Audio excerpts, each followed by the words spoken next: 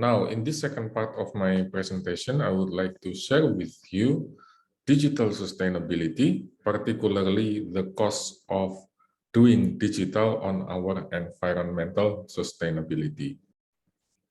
So we use the internet every single day, every single hours, every single minutes.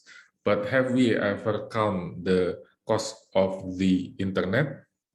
According to David Costenaro and Anthony Duer from Enernoc Utility Solutions, the internet uses an average of about 5 kilowatt hours to support the utilization of every gigabyte of data, which equates to about 0.51 US dollars of energy cost. So in short, every gigabyte of data that we use through the internet will cost about 5 kilowatt hours or about 0.51 US dollar.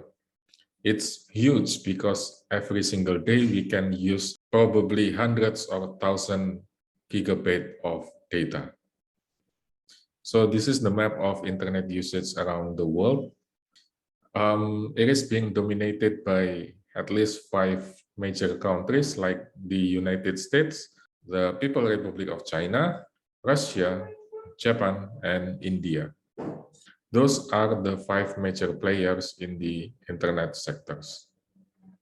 Now, interestingly, there are similarities between the internet topography and the power grid. So again, according to David Costenaro and Anthony Duer, the energy and information technology industry are quite similar to each other. And they also would learn from each other because those two industries are really dependent on the service of each other. So the IT industry is really depend on the electricity industry, but on the other hand, the energy industry is also depend on the IT industry. Because of this, they need to integrate and mingle their services and strategies to understand and embrace their unique interdependence. Internet companies, on the one hand, will need to develop stuff like energy managers, sustainability directors, and so on and so forth. But on the other hand, the energy company need to stop viewing IT departments as cost centers and instead should welcome them along with smart grid and network expert. That's why the structure of the internet topography is quite similar to the structure of the power grid. I'm sure you are familiar with the cloud, but if not, this is the structure of the cloud as part of our internet infrastructure. Basically, we use our laptop or we use our mobile phone and then connect our device through wireless fidelity or Wi-Fi modem or LTE base station to the internet. And from there, we will be connected to the servers along with data centers as well as content delivery networks. And from those transmission and data exchange and so on and so forth will obviously result in direct and indirect emissions. These are the things that we usually ignore. These are the picture of data center. Usually it will be a huge room like this that consists of lots of servers, lots of computers with lots of cables and things like that. And data center like that were usually being distributed around the world from the United States, Sweden, Ireland, Denmark, and so on and so forth. According to BP Statistical Review of World Energy in 2015, the global primary energy consumption looks like this. So about 30% of our energy consumption comes from oil, about 28% comes from coal, 24% comes from natural gas, 5% from nuclear, 7% from hydroelectric, and 3% from modern renewables. So our effort in renewing our energy use is only about 3%. We still rely on oil, natural gas, as well as coal. If you are familiar with Twitter, I would suggest you to visit this website, which is called Tweet Farts. The website is quite funny, but behind that, actually, the website calculates the energy that we use to send our tweet. According to their research, for every tweet generates will result in 0.02 grams of carbon dioxide. And with 500 million tweets every single day, it will result in 10 metric tons of carbon dioxide emitted every single day. Now let's take a look another example.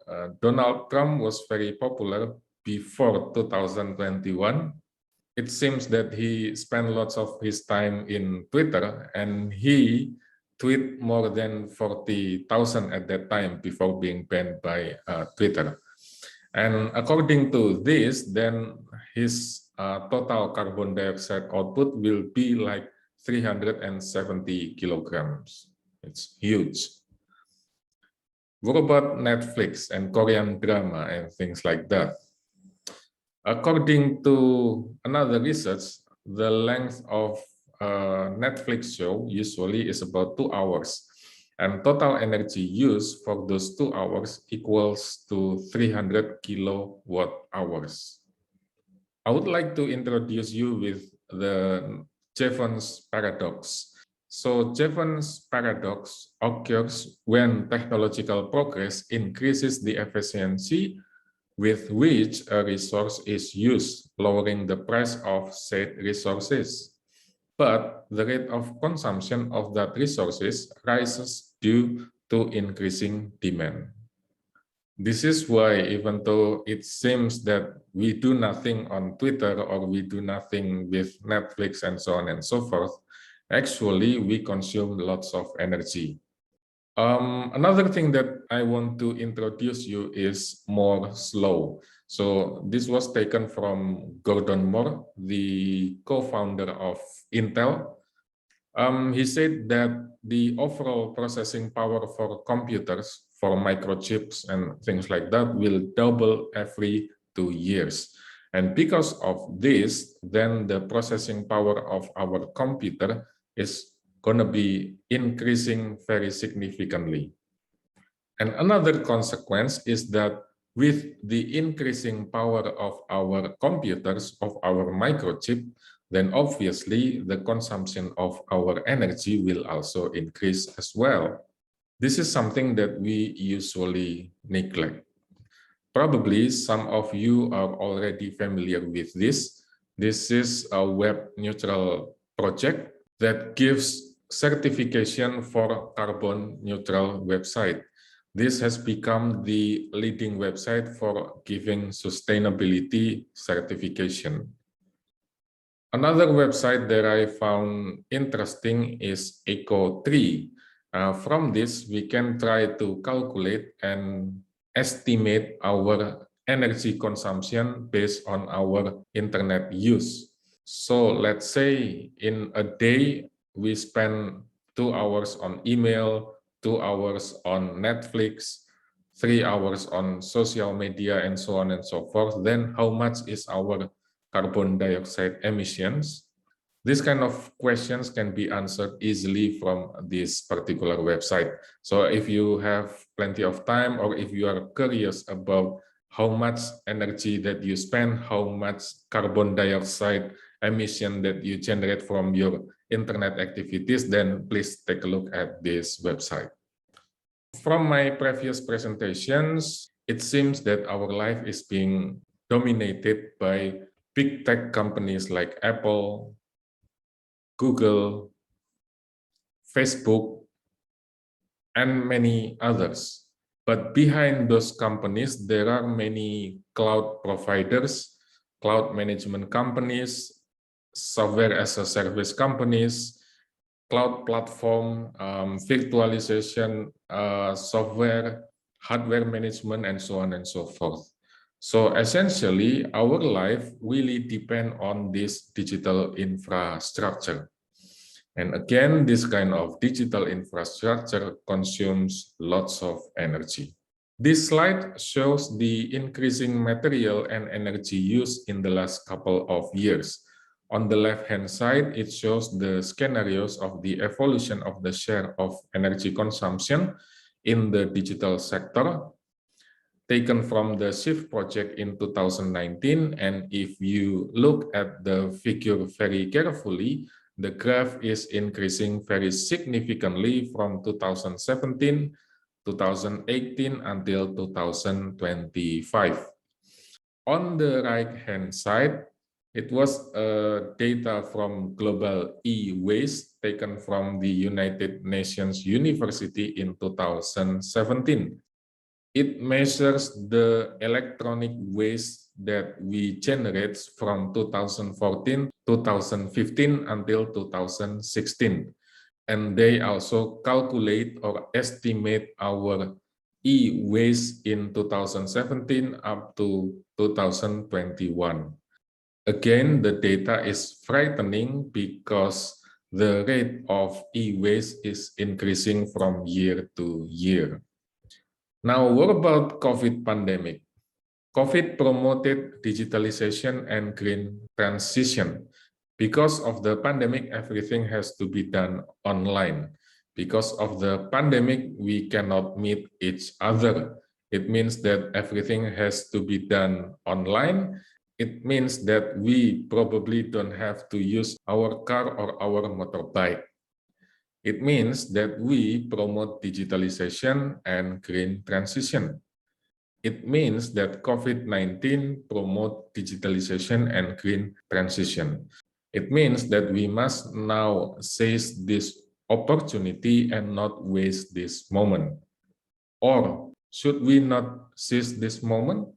Because if COVID boosted digitalization, then it means eventually it will also boost our energy consumption. Should we really have to speed up our digitalization? I think that's the question that we should really think about very carefully. Another thing that I would like to bring up here is Bitcoin and blockchain. Probably some of you are already familiar with Bitcoin. Bitcoin is an electronic money, is an internet currency or cryptocurrency. It uses blockchain, that's why the name is blockchain, to verify, to authenticate, and to establish trust for electronic file transactions. And it was created as an antidote to the inequities and corruption of the traditional financial system. It was the middlemen, the bankers, the trusted third parties who actually couldn't be trusted. These humans simply got in the way of other humans skimming profits and complicating transactions. Those were taken from Satoshi Nakamoto paper, who remain anonymous until today. We don't know who he or she really is.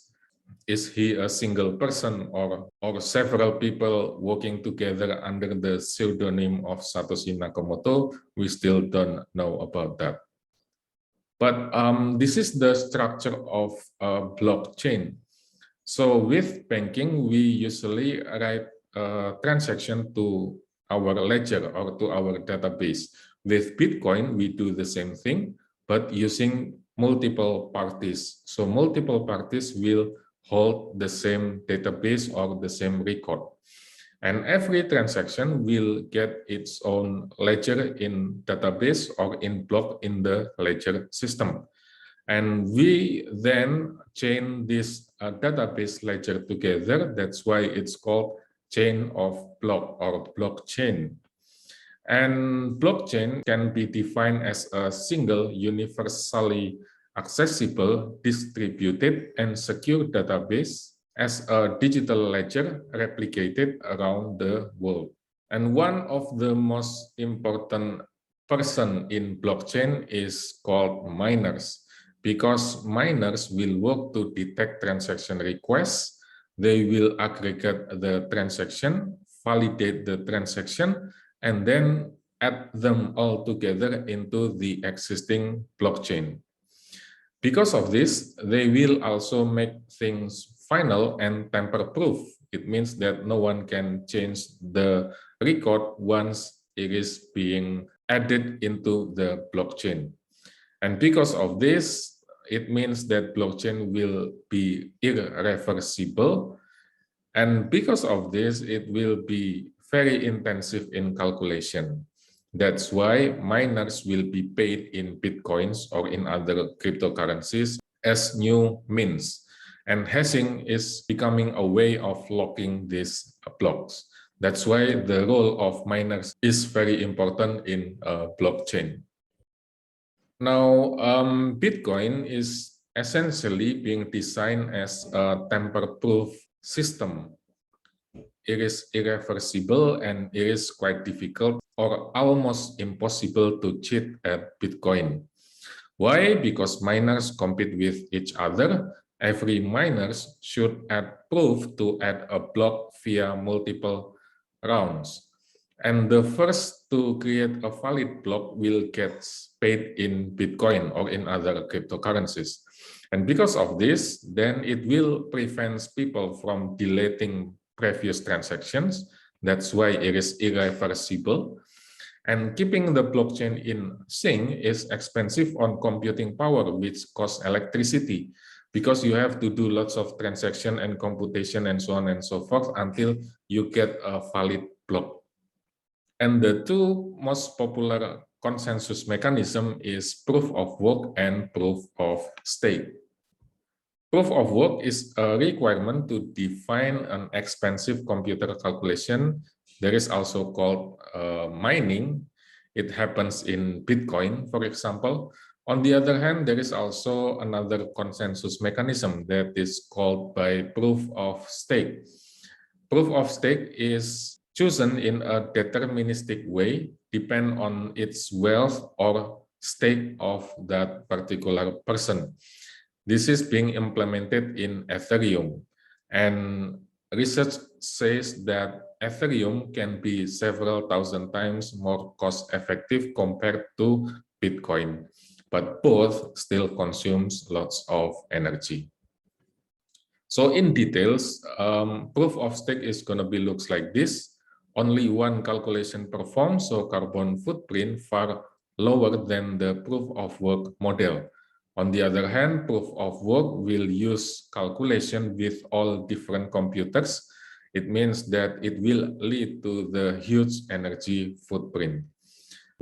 And according to the data, about 92% of Bitcoin energy consumption is equal to the whole country of Sweden energy consumption. So it's really, really huge. If you look Bitcoin more closely, then there are many interesting discussions on its electricity consumption. For example, in June 2017, Bitcoin miners were generating roughly 5 quintillion cryptographic hash every second. That's 5 with 18 zeros. And to fuel this calculation, it is expected that it will require 500 megawatts. So it's more than enough to supply 325,000 houses. And those electricity consumption usually is being concentrated in countries with cheap energy, like developing countries, because the energy is usually being subsidized by the government and often loose regulations. Again, developing countries usually have loose regulation, especially on technological intensive product or new technology product like Bitcoin. And another research suggests that one Bitcoin transaction is 5,000 times higher than the cost of a Visa transaction. At this moment, every 10 minutes of a new block is being added using a cryptographic hash.